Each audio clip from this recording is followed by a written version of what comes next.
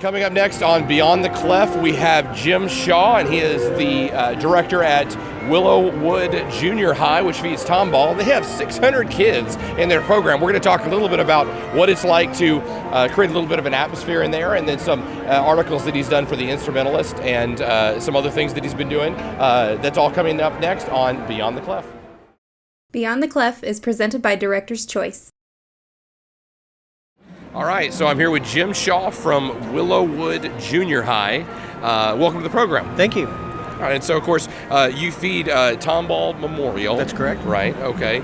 And we were just talking before the program with a mutual friend of ours, Randy Vaughn, and he was just mentioning that you have this way in your program of getting these kids. And how many kids, let me ask you, do you have in your program? Well, we're a 7-8 campus. We have 2 intermediate feeders. They start in the 6th grade. Okay.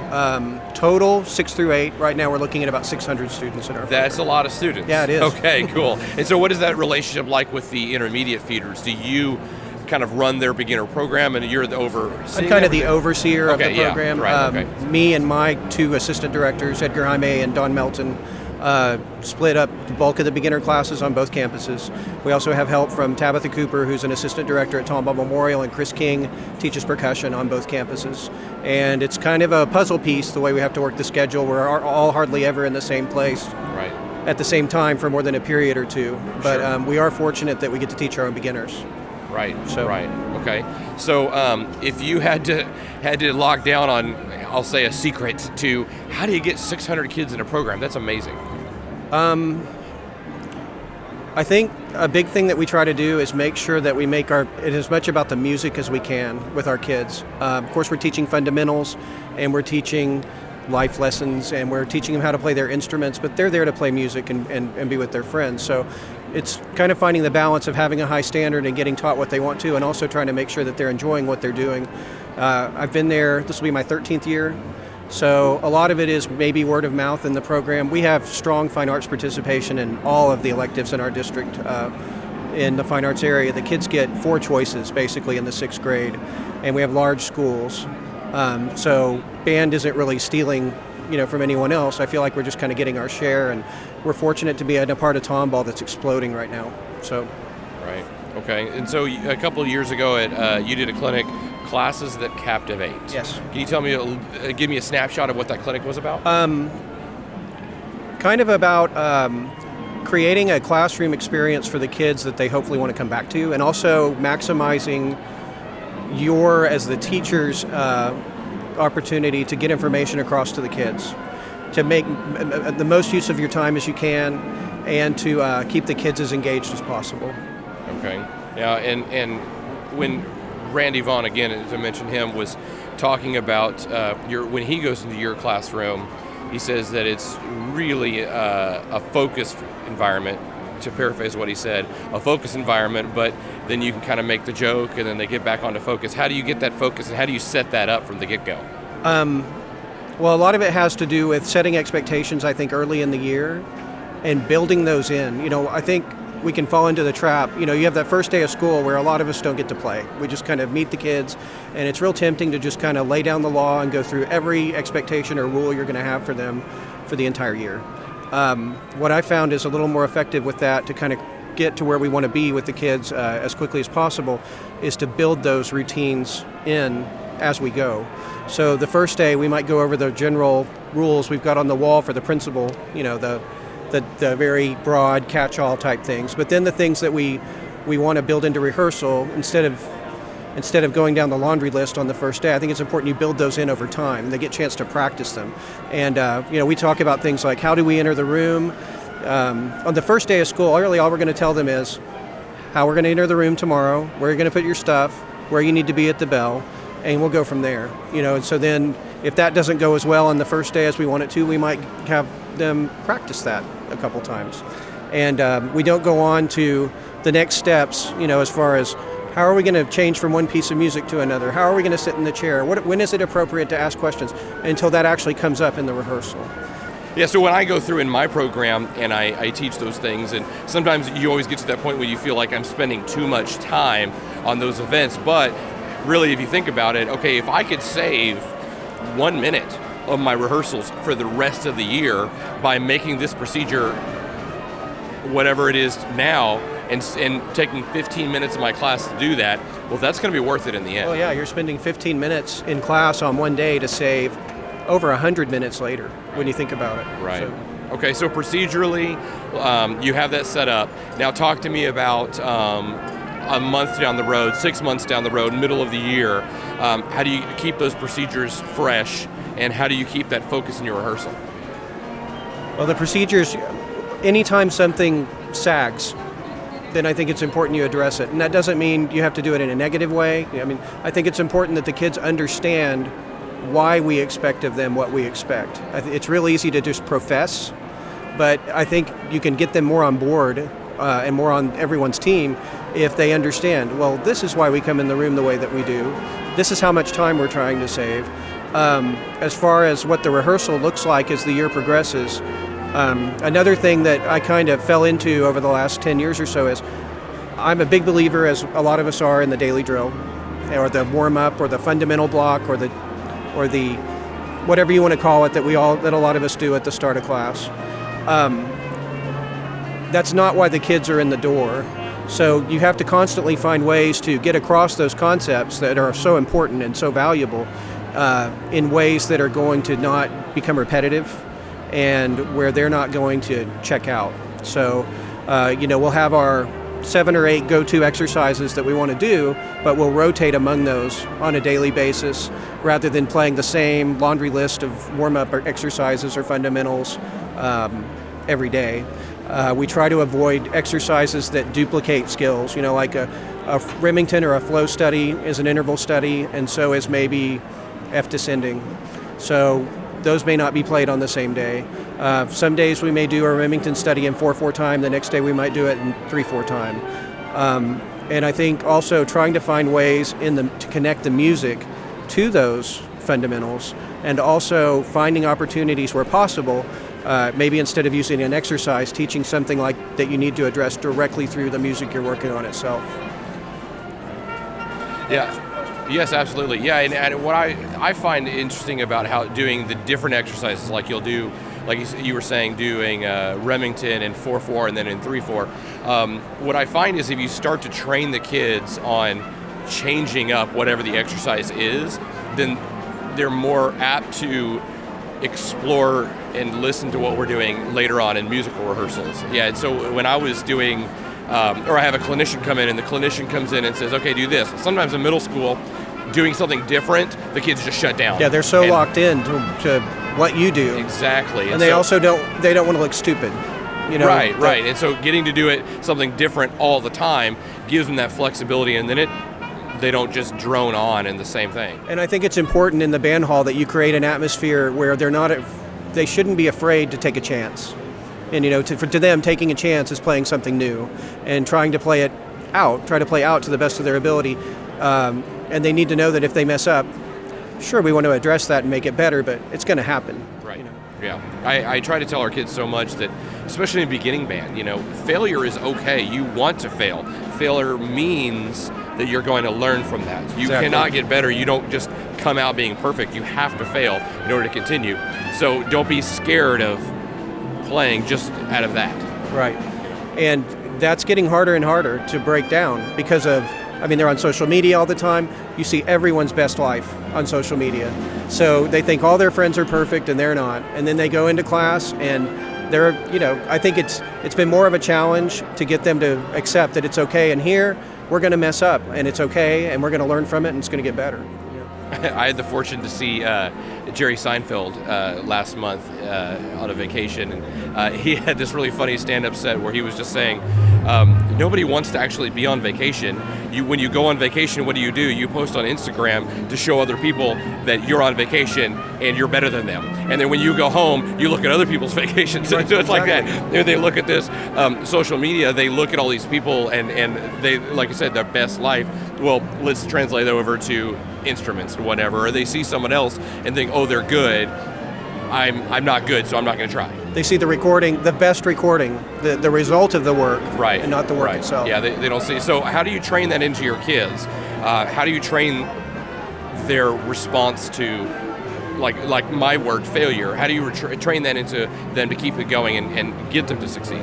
One thing I've been fortunate to teach at the WT Band Camp for a number of years, and they pair us up with, I've been fortunate to teach with some incredible teachers and learn, and one was Deborah Haberay, who is teaching in the Dallas area, and one of the first rehearsals we did together, somebody played an arrest or something, and she said, raise your hand if you made that mistake. And of course the kids are like, and she goes, you are the smartest kid in the room. And she said it completely non-sarcastically. She said, do you know why? Because you just taught yourself not to make that mistake. And to try to do those kind of things, to like, not necessarily say, well, it's okay if you mess up, or it's okay if you don't concentrate, but hey, it's okay if you try hard and it doesn't quite get there that first time, we'll figure it out, another way. And I really bought into that. I thought that was, like a revelation to me almost, right. That, not who made that mistake so I can destroy you, but who made that mistake?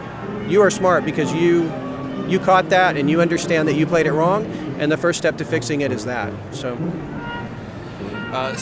give me a snapshot of an average rehearsal for you. Of course, it varies throughout the year. But, as I mentioned, we talk a lot to the kids about how to come in the room. And we want the band hall to be a place where they want to come in. So, of course, we're letting them talk and visit with their friends as they put together, with the caveat that they're going to be in their chair or moving to their chair when the bell rings. After that's established, we let them warm up on their own. Doing things that are instrument appropriate, things we would want to see them doing, sitting the way we would like them to sit, making the kinds of sounds that, of course, we're trying to strive for in bands. So no baby shark or anything like that. Talk to the brass players about maybe buzzing for a little bit first, and long tones, maybe lip slurs or flow studies, woodwinds, long tones, and then maybe some scales or some stuff in their music, since they don't need as much time to warm up.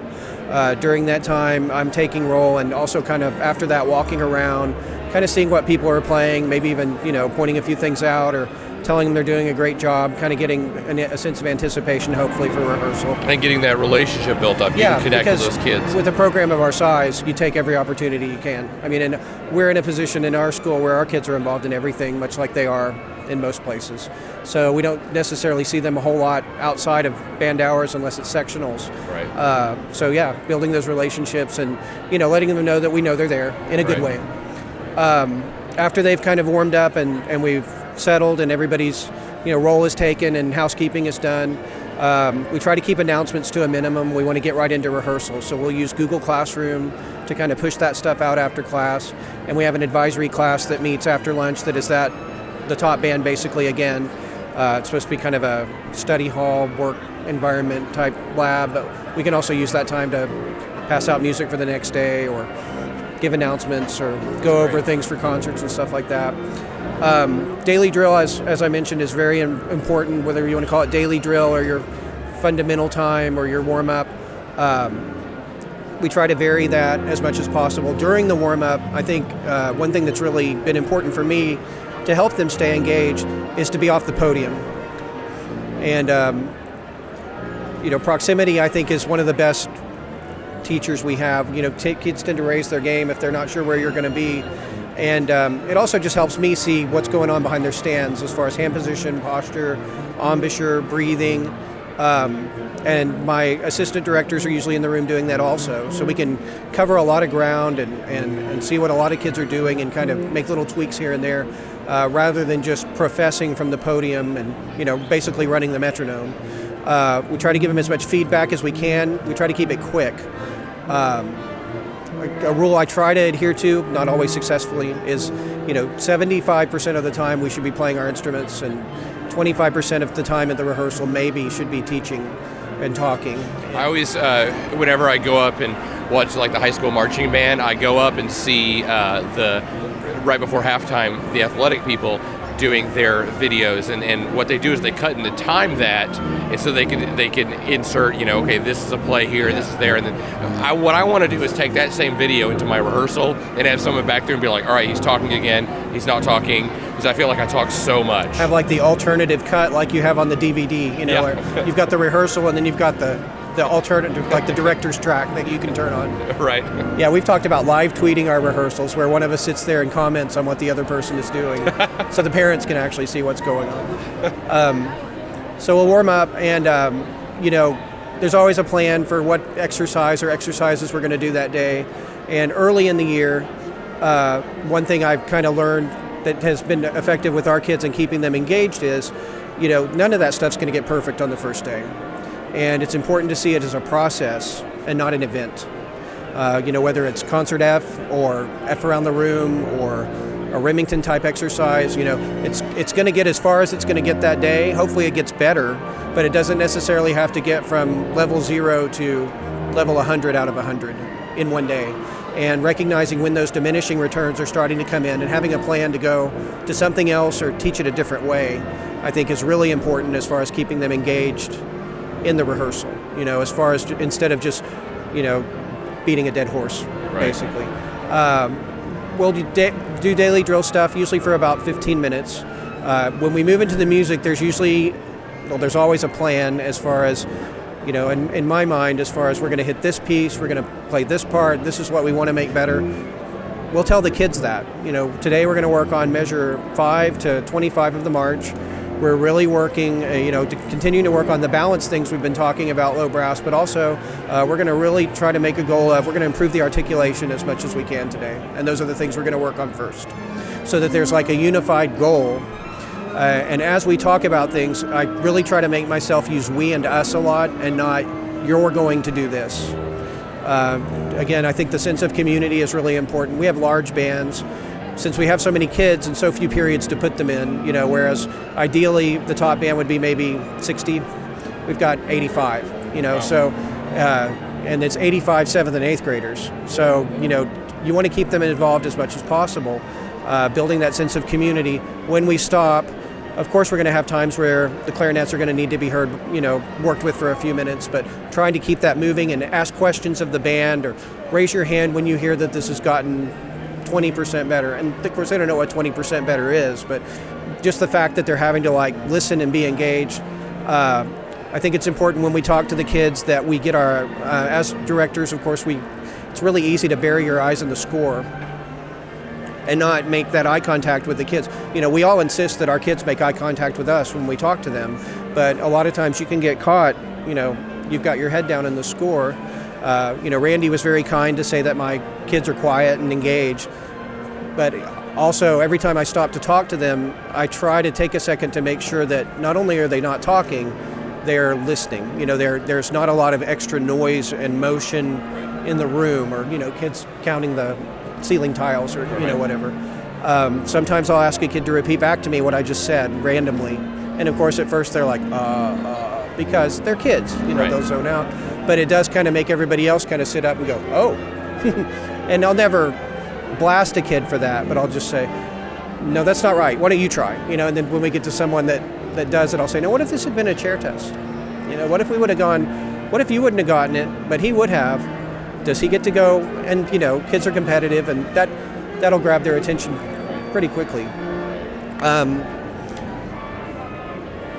As we get closer to our performance during that rehearsal time, it's more important to me that we're playing big chunks with lots of reps and then stop and talk about what needs to get better rather than stopping for every mistake. Because I think they need to learn as you get closer to a contest or a performance that if you mess up, you don't bail out, you go on, and you recover by focusing on what comes next. We do that in our region etudes and the solos too, because you can tell they messed up and they instantly go back and fix it. Yeah, when they're practicing at home, yeah. There's a mistake. Well, I got to stop and fix that right now. And then when we stop after doing those big chunks, not going down a laundry list, here's everything you did wrong, but instead prioritizing, and here's one thing we're going to go back and address again, or next time we play it, can you focus on this? And then if we have time, we'll pick the second thing, or a way that I've really learned to keep my percussionist engaged during that time when you're stopping and working with individual sections, or like the brass section. Let me hear everyone on the melody at 25. And I got this from Marcy Zafudo, who taught in the Dallas area, had great bands at Coyle Middle School. Unfortunately, she passed away a few years ago. She basically would tell the percussionist, you play unless I tell you not to. So if I stop and say, let me hear the trumpets and the flutes in the first strain, if I don't say no percussion, Well, the percussion plays too, because you know how it is with percussion. They need reps. And also, the care and the feeding of the percussion section dictates that the more you can keep them involved, because of the distance they are from you, and the fact that you usually have really smart kids who get bored very easily, the more you can keep them involved, the better off everyone is. So I've adopted that wholeheartedly, and there'll be times where I'll stop and say, "Oh, percussion, I'm sorry, I forgot to tell you." Right. But I mean, most of the time, the things that you're wanting to hear, the percussion aren't going to cover that up, and it's also teaching the percussion to listen for those parts. So as we get closer to a performance, we're also trying to hit different things from all 3 or however many pieces we're working on every day, whether that's even just a phrase we play as a part of our warm-up from the slow piece, or we're going to hit this go-to chord in our grade 4 because it needs to be played every day so that you remember what it's supposed to sound like and feel like. And we'll work in sight reading, and we start sight reading fairly early in the year with unison lines and books and things like that, and we'll gradually move out to maybe things from sightreadingfactory.com, simple multi-part things. We'll try to sight read some in sectionals occasionally at the end of sectionals. Again, just lines or duets or instrument-specific type things. And then as we get into the spring, we'll usually start with we're a triple C, so we read level 3.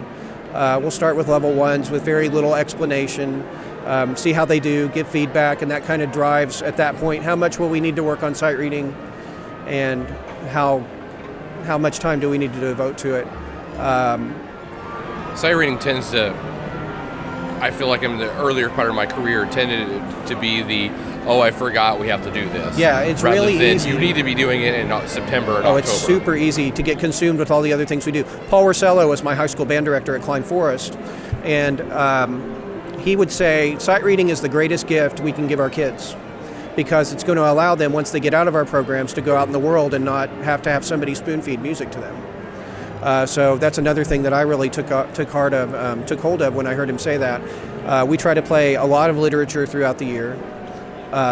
We have a fall concert, a winter concert, a midwinter concert, contest, and then I don't care if we have 2 days left between contest and the spring concert, we're going to play something different. Even if it's way easier than what we did, just spent 2 months on, just so that they get exposure to as much literature as they can.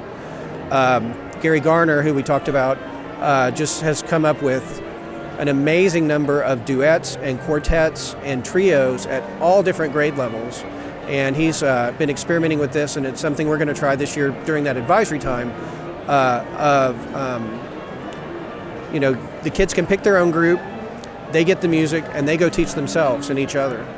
And, they're 8 to 16 measures long, and they're varying difficulty from quarter notes and eighth notes all the way up to really hard rhythmic 16ths, triplets, 6/8 time, and all kinds of stuff. And he taught a class at camp that my son was in at the WT camp, and basically the kids didn't know each other at all at the beginning of the 2 weeks, and that's what they did for 2 weeks, and then demonstrated it for the directors at the end of camp. And I mean, the kids, it was very powerful what they were saying as far as them having to teach each other and themselves. They felt like they learned 10 times faster than what they do when they have to hear stuff from us. Where can I find those? I think he was pretty clear to us at the camp that if someone were to email him, he'd be happy to share it with them via Dropbox. And I don't have his email address, with me, but he should be fairly easy to contact. So many of us know him and right. know how to get a hold of him. But I mean, the hundreds of different things and different combinations for the kids to get into. And my favorite thing, of course, is when we get done with rehearsal, is having to kick kids out of the band hall. If they're sitting there and we just spent an hour on, symphonic dance, and they don't want to leave to go to lunch because they still want to play it, or things like that. So, but in a nutshell, that's kind of how we put things together. During the rehearsal, we're fortunate to have a wealth of team teaching from Tomball Memorial. So there'll be a lot of days where, even if I want to keep the band together, and I'm kind of selfish about that, I love doing full band, the assistant directors and the high school directors are either spread out around the room, or they're pulling individuals for mini lessons on region music, or help on individual parts, or if a kid has a big solo on something, on one of our concert selections, they might pull that kid out and listen to him or her play through it every day for 2 minutes and pump him up and give him positive feedback, and also help him just generally get better at it. So, Well, in addition to what you've been doing at Willow Wood, you also have been a column writer for The Instrumentalist. Do you have a couple articles there? I think I haven't counted, but I think I've done about 15. Great.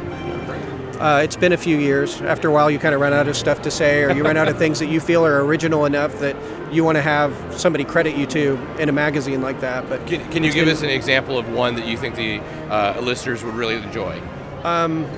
One that I got a lot of feedback on is the one that I wrote, Classes That Captivate. That's kind of what we've been talking about in terms of pacing a rehearsal and getting the kids to be engaged. I got a really good response from that. I got a really nice email I remember from Tim Lotzenheiser on that one that is framed in my office. I did another thing I'm really proud of. I did a really extensive interview with Gary Garner, who's the retired band director from West Texas A&M University, and done some things on placing beginners on instruments and literature selection, and I mean it's been kind of a hodgepodge of different things, and there's no rhyme or reason to it. If I'm sitting there and I think, oh, that might make for something that I can actually talk about and not sound like I made it up, then I'll write it. One that also got a good response was one on getting kids to watch as a conductor, and some things that we can do as conductors to make sure our kids are looking up and responding to us rather than us just waving our arms. Right. Okay, great. So people can find that at the Instrumentalist website. I'm sure they can go back and find that in the archives. I would think so. Yeah. And then also you've done some work with directorstalkshop.com. What is that? That's a website, kind of a web community at this point, put on by Tamri Sager, who's, I believe, a band director somewhere in the Austin, Dripping Springs area, and her husband. And it's grown from her wanting to be able to get information out to band directors and share, kind of like in the old school, back in the 70s, which, believe it or not, was before my time, where the band directors would a lot of times would meet on the weekends in these music store back rooms in West Texas and talk band. And some of the articles there have kind of been derived from things I've done for The Instrumentalist. She's got a lot of things on there from a lot of different contributors. She's hosted workshops. She just got done hosting one in conjunction with the West Texas Band Camp. There were about 15 directors from around the country who came in and did professional development and played in the director's band at the camp, and it's been neat to be a part of that. Right. Cool. Well, West Texas, boy, just like me. That's where I'm teaching now. So, and actually, we have a mutual friend that is a cousin of yours that was in your band, Marcy. Marcy Miller. Yeah. So it was funny. She texted me yesterday. She said, "Say hi." Well, thank you so much for being on our program. Of course, people can find out more from The Instrumentalist and, of course, directorstalkshop.com.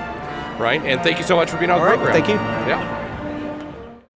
Thanks for joining us for this episode of Beyond the Clef. For more great content, subscribe on our website at beyondtheclef.com, and be sure to follow us on YouTube, iTunes, SoundCloud, and Facebook.